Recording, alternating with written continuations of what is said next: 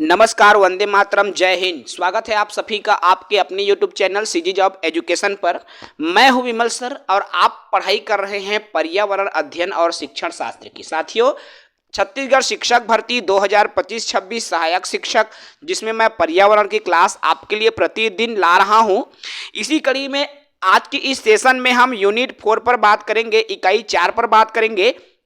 बहुत ही important topic, बहुत ही important unit, जिसमें आज की सेशन में पर्यावरण अध्ययन एवं शिक्षण शास्त्र पर बात होगी। साथ ही नए हैं चैनल से जुड़ जाएंगे, चैनल को सब्सक्राइब करेंगे। तो चलिए आज की सेशन की शुरुआत करते हैं। साथियों, पर्यावरण अध्ययन आपके जो सिलेबस में है, जिसमें आप पर्यावरण अध्ययन के शिक्षण शास्त्र, यानी कि हर विषय में शिक्षण शास्त्र होता है, आपको पता है। और पर्यावरण में भी शिक्षण शास्त्र की जरूरत पड़ती है। पर्यावरण में हम कौन कौन विषयों के अंतर्गत पर्यावरण शिक्षण शास्त्र में पढ़ते हैं?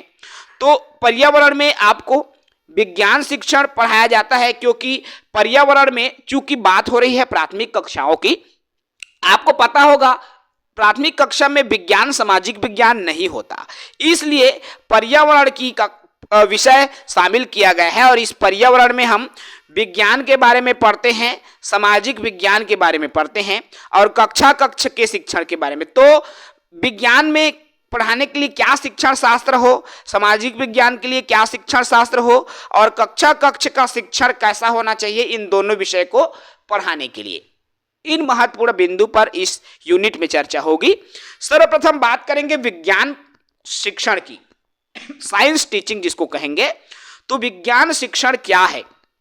विज्ञान शिक्षण में बच्चों के उन पक्षों पर ध्यान देना होता है जिससे कि बच्चे में क्षमताओं का विकास हो सके। देखिए, जो विज्ञान शिक्षण है, साइंस टीचिंग है, उसमें उन पक्षों को ध्यान देना जिसमें बच्चों का क्षमता विकसित हो। अब बच्चों में क्षमता मतलब किस चीज की क्षमता की बात हो रही है? तो देखिए, जो बच्चे हैं, अगर हम बात कर रहे हैं साइंस के दृष्टिकोण में, तो बच्चे खोजी प्रवृत्ति के बने, अन्वेषण के गुण आए, ये उनके अंदर होनी चाहिए। अर्थात देखो, क्या गुण होनी चाहिए उनमें विकसित विज्ञान शिक्षण में? तो प्रयोग की जांच। चूंकि आप सबको पता है विज्ञान शिक्षण में, विज्ञान विषय में कोई भी अवधारणा या फिर कोई प्रकरण, कोई उद्देश्य होता है और उस उद्देश्य पर बच्चे काम करते हैं, प्रयोग करते हैं, जांच करते हैं। कहने का तात्पर्य है विज्ञान किस पर आधारित होता है दोस्तों? तो विज्ञान पूर्णतः प्रयोग पर आधारित है। अब चूंकि विज्ञान प्रयोग पर आधारित है, इसलिए इसमें क्या किया जाएगा? बच्चों में प्रयोग करने के कौशल विकसित हो।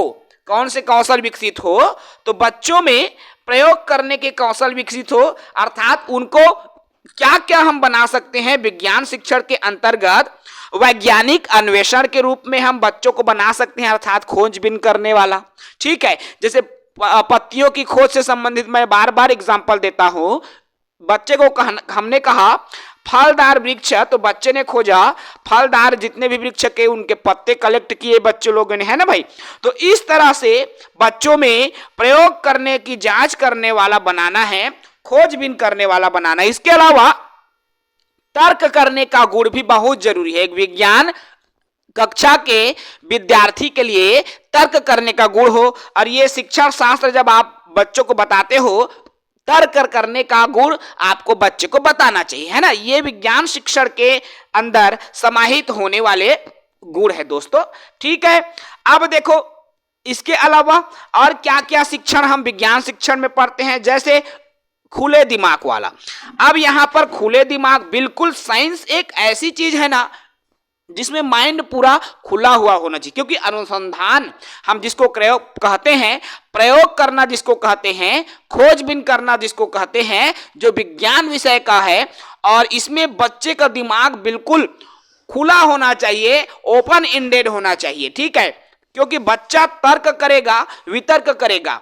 ठीक है, इसके अलावा संवेदनशील होना चाहिए बच्चे को, बिल्कुल संवेदनशील अगर बच्चा है तो अगर कोई प्रयोग कर रहा है, उसका अगर रिजल्ट आ रहा है तो बच्चे उसको देख पाएगा, समझ पाएगा। इसके अलावा अवधारणाओं की समझ एवं तर्क निकालने वाला। देखो, कोई भी अवधारणा यदि बच्चों के सामने रखा जाता है, कोई प्रकरण रखा जाता है, तो बच्चे को उनसे रिलेटेड जो अवधारणा है वो समझ में आनी चाहिए, ताकि वह उस पर क्या कर सके, तर्क कर सके, तर्क वितर्क कर सके और एक निश्चित समाधान की ओर बच्चा पहुंच सके। ये विज्ञान शिक्षण में बेहद जरूरी है। इसके अलावा आलोचनात्मक गुण, देखो आलोचनात्मक दृष्टिकोण बच्चों में होना चाहिए, यानी कि आलोचनात्मक मतलब तर्क और वितर्क, ठीक है, तर्क वितर्क। जैसे मैंने कहा पेड़ पौधे ऑक्सीजन गैस छोड़ते हैं, तो दूसरे ने कहा पेड़ पौधे ऑक्सीजन गैस नहीं छोड़ते, मतलब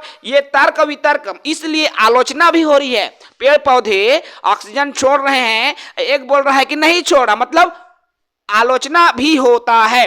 इसलिए दृष्टिकोण आलोचनात्मक दृष्टिकोण होना चाहिए, ताकि बच्चे उस पर तर्क वितर्क कर सके, विचार विमर्श कर सके, ठीक है। इसके अलावा समस्या समाधान के कौशल बच्चों में विकसित होता है। भाई आप बच्चों के सामने कोई समस्या रखते हैं, जैसे पेड़ पौधे ऑक्सीजन छोड़ते हैं, मैंने कहा अब ये बच्चों के सामने प्रश्न है, समस्या है, अब उसका समाधान कैसे करेगा, तो बच्चा अनुसंधान करेगा कि क्या सच में पेड़ पौधे ऑक्सीजन गैस छोड़ते हैं या कार्बन डाइऑक्साइड गैस छोड़ते हैं।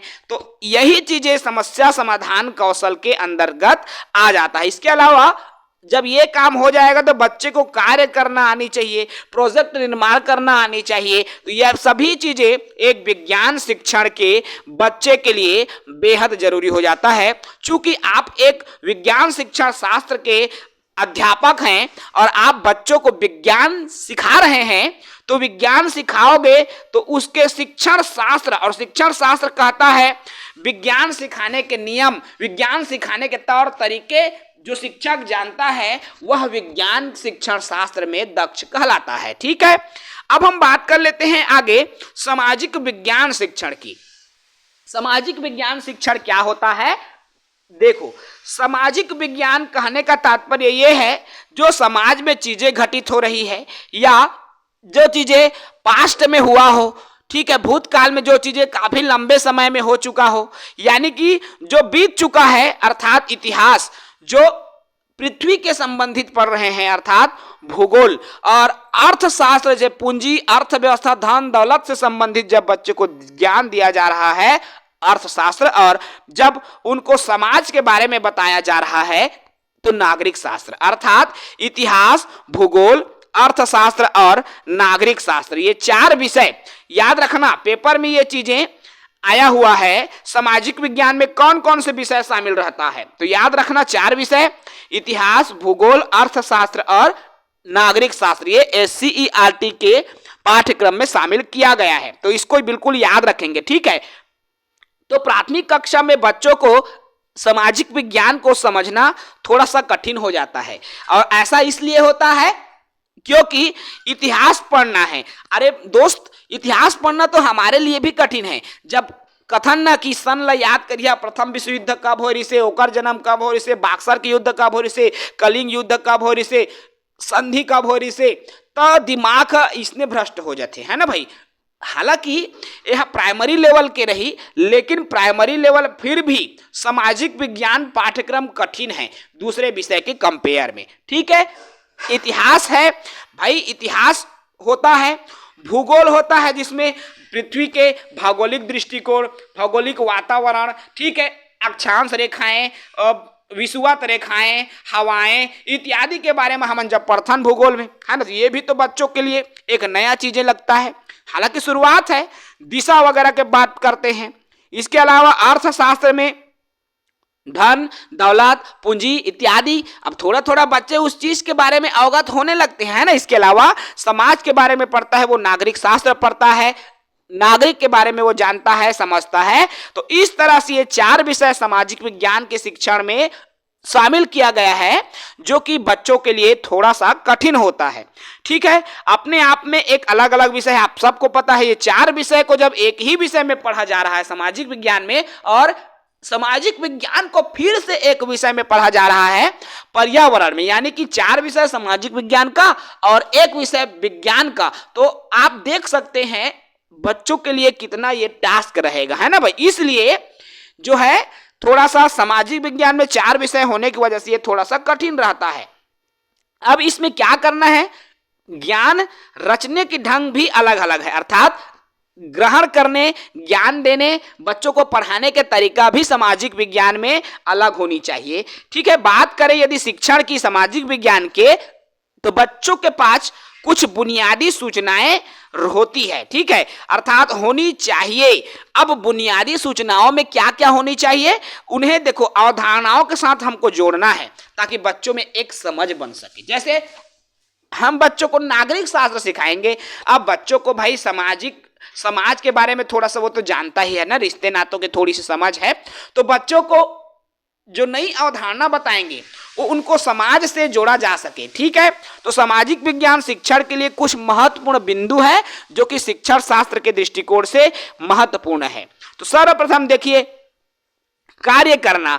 अब ये कार्य कैसे करेगा, कारण एवं संबंध खोजना। सामाजिक विज्ञान में कार्य कारण के संबंधों का ज्ञान होना बहुत जरूरी है बच्चों को। ठीक है, कोई कार्य है, किस कारण से हुआ, ठीक है, उसके संबंध, उसके बीच में संबंध कर पाना, तुलना कर पाना। ठीक है, तुलना कर पाना यानी कि पंचवर्षीय योजना से छठवीं पंचवर्षीय योजना में, पांचवी पंचवर्षीय योजना से छठवीं पंचवर्षीय योजना अगर बेहतर है तो आप उसमें कंपेयर कर पा रहे हो। ठीक है, तो इस तरह, हालांकि बच्चों के स्तर के आधार पर आपको बताना है।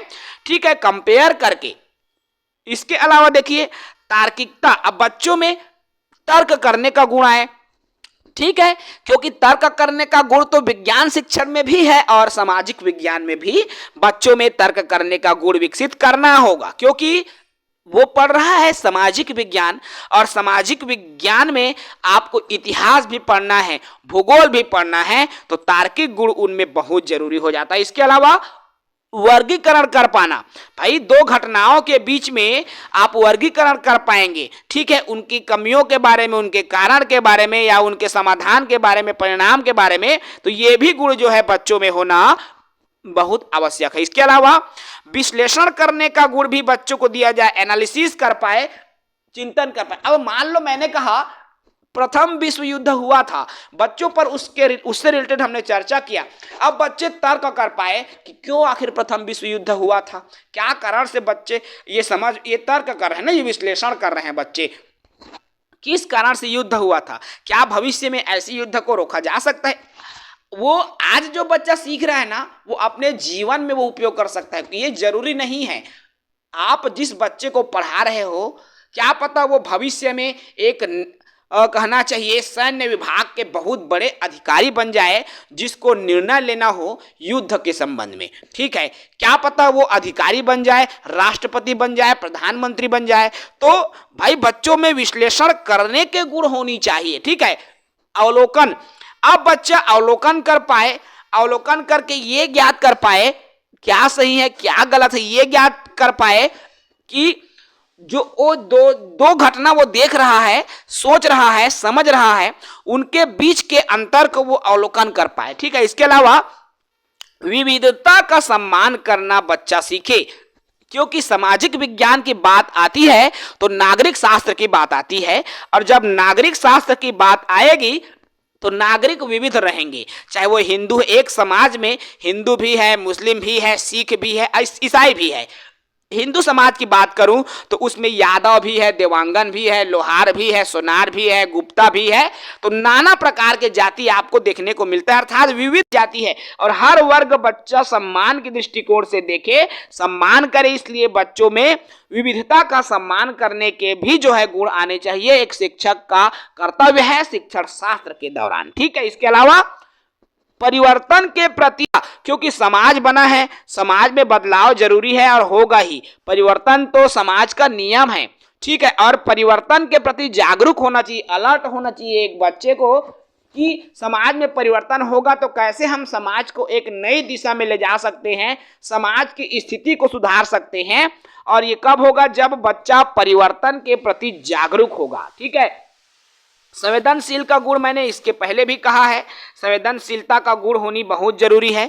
ठीक है, इसके अलावा पेड़ पौधे, नदी, मौसम, इमारत, रीति रिवाज, त्योहार के बारे में, भाई ये चीज तो सामाजिक विज्ञान का हिस्सा है मेरे दोस्त। बच्चा पेड़ पौधे के बारे में जान रहा है, पेड़ों के बारे में समझ रहा है, ये भूगोल का हिस्सा हो गया। नदी के बारे में जान रहा है, कौन सी नदी है, जैसे हमने कहा कि हमारे जांजगीर चांपा जिले में हसदेव नदी है, ठीक है। अब हसदेव नदी कहाँ से निकलती है, कहाँ जाके मिलती है, थोड़ी बहुत चीजें तो उनको पता होनी चाहिए ना। ये प्राथमिक कक्षाओं के लिए मैं बात कर रहा हूँ, ठीक है। सामान्य जो है प्राथमिक कक्षा में पर्यावरण की जब बात आ रही तो सामान्य चीजें जो बच्चा जानता है उनसे हम रिलेट कर सकते हैं। मौसम के बारे में जानकारी होनी चाहिए, गर्मी के मौसम में, ठंड के मौसम में, बरसात के मौसम में, शीत ऋतु के क्या ऋतु है ना भाई। इसके अलावा इमारतों के बारे में, जैसे ताजमहल है, कतका जुन्ना है ना। इसके अलावा कुतुब मीनार है, चार मीनार है, बहुत सारा ऐसे है। तो इमारत के बारे में भी बच्चे को जानकारी होनी चाहिए। रीति रिवाज जैसे सबके, जैसे हमारे छत्तीसगढ़ के मैं बात करूं, कर्मा, ददरिया, बहुल तकन गीत संगीत है, राउत नाचा, तो ये रीति रिवाज है ना, नृत्य है, त्योहार है, जैसे छेरछेरा, दिवाली, होली, हरेली, है ना भाई। तो बड़कन तिहार घलाक है, तो तिहार के बारे में भी लइका मन जाने समझे, अपन राज्य के बारे में, अपन राज्य के रीति रिवाज के बारे में जाने, ये बहुत जरूरी है। काबर कि ये सामाजिक विज्ञान के हिस्सा है और सामाजिक विज्ञान हा प्राथमिक कक्षा में पर्यावरण के हिस्सा है, ठीक है ना। ये चीज के बिल्कुल जानकारी देना हमें बहुत जरूरी है। सामाजिक विज्ञान विषय में क्या क्या शामिल किया गया, तो मैंने अभी बताया सामाजिक विज्ञान में 4 विषय को शामिल किया गया है और SCERT छत्तीसगढ़ में ये सामाजिक विज्ञान में ये 4 विषय शामिल है। इसमें इतिहास, भूगोल, राजनीति विज्ञान और अर्थशास्त्र। इतिहास, भूगोल, राजनीति विज्ञान और अर्थशास्त्र, ये 4 विषय को शामिल किया गया है, ठीक है। अब देखिए तीसरा आता है कक्षा में शिक्षण कार्य कैसे होना चाहिए। चूंकि आप एक प्राथमिक कक्षा में पर्यावरण अध्ययन पढ़ाने वाले शिक्षक हो, पर्यावरण पढ़ाने वाले गुरुजी हो, मैडम हो, तो आप क्या करना होगा, कक्षा में जो शिक्षण कार्य है कई तरीके से हो सकते हैं, ठीक है। तो आप क्या कर सकते हो, बच्चे को मौसम के बारे में बता सकते हो, ठीक है। मौसम के बारे में बच्चों को परिचित करा सकते हो, शिक्षा दे सकते हो। अब मौसम के बारे में कैसे, जैसे बता सकते हो, बेटा अभी ठंडी के मौसम आने हैं, जाल लगोइया है, तुमन के सूटर निकल जाही, कंटोम निकल जाही, चद्दर गोदरी कथरी निकल जाही, है ना। तो ई लगत है जार के मौसम, जेमा हमला जाल लागथे, पानी ला छुए के मन नहीं करे, नहा के मन नहीं करे, खरबूसड़ा घुमात रहथन। तो इस तरह से भाई बच्चों को जोड़ के हमको बताना होगा, है ना। अब बच्चे को चित्रों को पढ़ना आना चाहिए। चित्रों को कैसे, जैसे सिग्नल की बात हो गई, जैसे यातायात सिग्नल भी पर्यावरण का हिस्सा है, याद रखना। बच्चे को यातायात सिग्नल के जो चित्र हैं थोड़ा बहुत उनकी जानकारी आप करा दो। ये जो बेसिक्स इंफॉर्मेशन है बहुत जरूरी है, बच्चों की क्लास 3 से ही शुरू हो जाता है। तो ये चीजें, जैसे नक्शा वाला चित्र है तो उसको भी आप बच्चों को पढ़ना सिखा सकते हो, 4वीं 5वीं में मिलता है, ठीक है। जैसे इमारत का संकेत क्या होगा, मंदिर का संकेत क्या होगा, रेल लाइन का संकेत क्या होगा, बस रूट का क्या होगा, नेशनल हाईवे के संकेत क्या होंगे। तो इस तरह से चित्रों को पढ़ना बच्चे को आना चाहिए। अब बच्चों के बनाए गए चित्र, जैसे हमने कहा, मैं गतिविधि करवाया हूं भाई अपने कक्षा में, है ना भाई।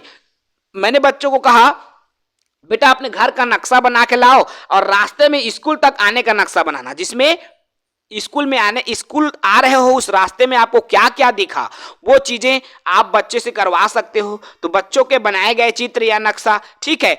दिन रात और ऋतु के बारे में बता सकते हो, बेसिक इंफॉर्मेशन दे सकते हो कि आखिर दिन और रात क्यों होता है, ठीक है। ऋतुएं क्या होती है, कौन कौन से ऋतु होते हैं, है ना। समय मापना भी बता सकते हो बच्चों को, घड़ी के बारे में परिचित करवा सकते हो, समय के बारे में आप परिचित करवा सकते हो। तो इस तरह से आप जो है कक्ष में आप पर्यावरण के अध्ययन के अंदर ये तमाम बिंदुएं आप बच्चों को सिखा सकते हो, ठीक है। इसके अलावा कला, देखो कल, आज और कल, अर्थात ये एक एक्टिविटी आप बच्चों से करवा सकते हो। अर्थात कल आपने क्या क्या देखा, तुम्हारे घर में कल क्या क्या हुआ, तुम्हारे मोहल्ले में कल क्या क्या हुआ, उसको आज बताना है, ठीक है। उसको आज बताना है और कल फिर एक नया हम कहना चाहिए क्या करेंगे, एक्टिविटी करेंगे, ठीक है। तो इस तरह से इसको हम एक्टिविटी के माध्यम से बच्चे को करवा सकते हैं, गतिविधि के माध्यम से। इसके अलावा मैंने कहा नक्शा पढ़ने के बारे में, अभी बच्चे को नक्शा पढ़ना आप सिखाओ, समझना सिखाओ, समझाना सिखाओ। आप ग्लोब ले जाके नक्शा जो मैप है उसको ले जाके बता सकते हो, देखो बेटा ये हमारा छत्तीसगढ़ है, हमारे छत्तीसगढ़ यहाँ पर है ना, दिशा बता सकते हो बच्चों को। तो इस तरह से ये चौथी पांचवी की कक्षा में है, हम कराते भी हैं ये चीजें, तो आप इस तरह से करवा सकते। पैमाना देखो, आप नक्शा निर्माण करवा रहे हो तो बच्चों को बता सकते, जैसे 1 मीटर बराबर, यहां पर अगर 1 लिखा है मतलब 10 सेंटीमीटर के बराबर है, या 1 लिखा है तो 1 किलोमीटर के बराबर है। तो इस तरह से बच्चों को इंगित करवा सकते हो, पैमाना के बारे में उसको क्या कर सकते हो, बता सकते हो। ठीक है, इसके अलावा देखो पर्यावरण शिक्षण के अब सिद्धांत की बात करें, कुछ पर्यावरण शिक्षण के सिद्धांत। ठीक है, तो पर्यावरण अध्ययन जो इसके जो सिद्धांत है पर्यावरण शिक्षण के, इसमें देखो क्या क्या शामिल हो सकता है। एक तो होता है क्रियाशीलता का सिद्धांत। क्या होता है दोस्तों? क्रियाशीलता का सिद्धांत। अब क्रियाशीलता के सिद्धांत में क्या होगा? क्रियाशील, भाई कोई भी कार्य बच्चे करेगा तो एक्टिव कहना चाहिए, बिल्कुल एक्टिविटी अर्थात एक्टिव के साथ, तीव्र गति के साथ बच्चे उस कार्य को कर पाए, इसके लिए आपको कोशिश करना होगा एक शिक्षक के रूप में। बच्चे में रुचि जागृत हो, भाई जब तक कोई कार्य में रुचि नहीं आएगा बच्चा उस कार्य को इंटरेस्ट के साथ ही नहीं कर पाएगा। अब रुचि च नहीं है, घोचा ढापेला में करत तो काम लगाओ, बच्चा जीवन भर कर पाही नहीं। जो काम में रुचि नहीं रहे वो काम में उबाऊपन आ जाते, है ना। तो रुचि पहले जागृत करना होगा, इसलिए पर्यावरण में रुचि का सिद्धांत मायने रखता है। रुचि कब जागृत होगा? जब बच्चों को ना उसके आस पड़ोस का उदाहरण देकर समझाओगे, बच्चा इंटरेस्ट लेगा ही। क्यों? उसको लगेगा अरे सारा तो मोरे पारा मोहल्ला के बता थे रे, इसे कहीं खुश हो जाए लेगा, है ना भाई। तो रुचि आएगी। अभिप्रेरणा, मोटिवेशन, बच्चे को मोटिवेट करो। देखो भाई मोटिवेशन आप अंग्रेजी में मस्त पढ़ोगे इसको ना, मैं जब इंग्लिश पढ़ाऊंगा तो मोटिवेशन को बताऊंगा। तो अभिप्रेरणा 2 तरीके से, एक तो इंटरनल और एक्सटर्नल अर्थात आंतरिक और बाह्य। तो बच्चे को मोटिवेट करो, क्योंकि मोटिवेशन का सिद्धांत बहुत जरूरी है। बच्चे अगर प्रोत्साहित होंगे तो कार्य को करेंगे। नियोजन के सिद्धांत भी बहुत जरूरी है। इसके अलावा व्यक्तिगत भिन्नता, ये तो बहुत ही जरूरी पॉइंट है भाई। हर बच्चा अपने आप में भिन्न होता है, चाहे वो रंग में हो, आकार में हो, हाइट में हो, मोटाई में हो, चौड़ाई में हो, बुद्धि हो, नाक में हो, कान में हो, मुंह में हो, हर किसी न किसी चीज में बच्चा एक दूसरे से भिन्न होता है। इसलिए प्रत्येक बच्चे पर ध्यान देना होगा, और यही कहता है व्यक्तिगत भिन्नता का सिद्धांत। ठीक है, हर बच्चे के जो स्पीड को देखो भाई, मैंने कोई भी टॉपिक एक बार बताया, 10 बच्चों में से 5 बच्चे सीख गए, लेकिन वो 5 बच्चे नहीं सीख पाए। क्यों? उनकी बुद्धि उनसे अलग है। अब फिर से मैं उन 5 बच्चों को सिखाया तो उसमें से 2 बच्चे नहीं सीख पाए, क्योंकि उनकी बुद्धि उनसे भी अलग है, उनकी समझ शक्ति मतलब बिल्कुल वो डिफरेंट है ना। तो इस तरह से व्यक्तिगत भिन्नता को भी एक शिक्षक को ध्यान देना होगा, और व्यक्तिगत भिन्नता को ध्यान में रखते हुए बच्चे को सिखाना होगा, पढ़ाना होगा। ठीक है, आगे बात करेंगे पर्यावरण शिक्षण की विधियों की। देखो पर्यावरण शिक्षण की बात आती है तो विधियां भी आती है।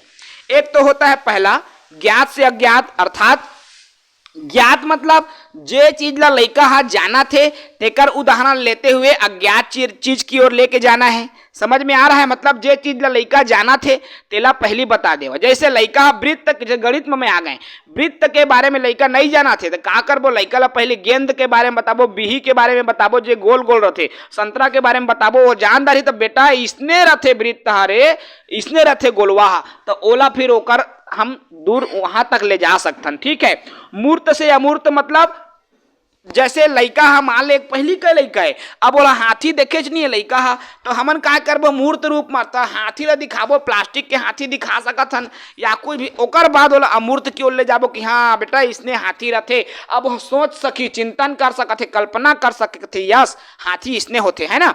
सरल चीज ला लइका ला पहली बता देबो ते कल कठिन की ओर लेके जाबो, पहली सरल ला लइका समझ जाही, ओकर बाद वो कठिन ला समझी। ठीक है, इसके अलावा पूर्ण से अंश की ओर, पहले पूर्ण को फिर अंश की ओर हम उसको लेके जा सकते हैं। विशिष्ट से सामान्य, पहले विशिष्ट चीजों को बता सकते हैं फिर सामान्य की ओर ले जा सकते हैं। विश्लेषण से संश्लेषण, पहले अच्छे से कोई भी टॉपिक को विश्लेषण करके बताएंगे, एनालिसिस करके बताएंगे, फिर उसको संश्लेषण सभी चीजों को आपस में जोड़कर सिखाने का प्रयास करेंगे पहले। उसके बाद देखो अनुभव से सिखाएंगे बच्चे को, बच्चे के अनुभव अर्थात बच्चे क्या अनुभव करते हैं अपने परिवेश में, उससे हम बच्चे को जोड़ेंगे, फिर तर्क वितर्क करना बच्चे को सिखाएंगे। प्रत्यक्ष से अप्रत्यक्ष, देखो प्रत्यक्ष मतलब ठोस रूप में जो आंखों से बच्चा देख पा रहा है, सीखा तो ठोस रूप से सिखाते सिखाते बच्चे को क्या करेंगे, कल्पना की ओर लेकर चलेंगे, अनिश्चित से फिर निश्चित की ओर सिखाएंगे। तो ये जो पॉइंट है ना मेरे दोस्तों, ये आप गणित शिक्षण शास्त्र में बहुत ही अच्छे से डिफाइन किया जाएगा आपको। बिल्कुल हमारे चैनल को सब्सक्राइब कर लेंगे, ठीक है। अन्य विधि के जनक देखो तो कुछ विधियां और उनके जनक भी मैं बता देता हूं, बहुत ही इंपॉर्टेंट है ये वाला पॉइंट, ये वाला टॉपिक थोड़ा सा है। तो देखो एक तो है किंडरगार्टन, जिसके जनक है फ्रॉबेल, याद रखना किंडरगार्टन फ्रॉबेल, मॉन्टेसरी विधि का मारिया मॉन्टेसरी, प्रोजेक्ट विधि का किलपैट्रिक, ठीक है। तो ये तीन चीजें हैं मेरे दोस्त, मेरे यार, मेरे साथी, जिसको याद रख लेना है आपको। और पर्यावरण का आज का ये यूनिट नंबर 4 इसी के साथ मैं समाप्त करता हूं। मैंने इसलिए अभी लास्ट वाले पॉइंट को जल्दी किया साथियों, क्योंकि मुझे भी अभी लेट हो रहा है, ठीक है। अब ये यूनिट, हालांकि आप सबको ये चीजें पता है, मूर्त अमूर्त क्या होता है, विशिष्ट व्यापक क्या होता है, ज्ञात अज्ञात क्या होता है, हर वो चीज आपको पता है, लेकिन हमने ये कोशिश किया रिकॉल करने की, आपके माइंड में वो चीज अगर आप भूल रहे हो तो वो दिमाग में आ जाए, ठीक है। तो चलिए इस सेशन को मैं यही समाप्त करूंगा। जो भी साथी नए हैं, पहली बार हमारे चैनल से जुड़े हैं, वीडियो को पहली बार देख रहे हैं, चैनल को सब्सक्राइब करेंगे। अगर आप हमारे नोट्स को परचेस करना चाहते हैं तो सीजी जॉब एजुकेशन में चले जाइए, वहां रजिस्ट्रेशन कर लीजिए, प्ले स्टोर से आप एप्लीकेशन डाउनलोड कर सकते हो, आप हमारे बैच को ज्वाइन कर सकते हो। सभी विषय बिल्कुल सस्ते में, सहायक शिक्षक 599 रुपए और शिक्षक 699 रुपए शुल्क के साथ कंप्लीट बैच, कंप्लीट पैकेज आपको प्रोवाइड हो रही है। जय हिंद, वंदे मातरम।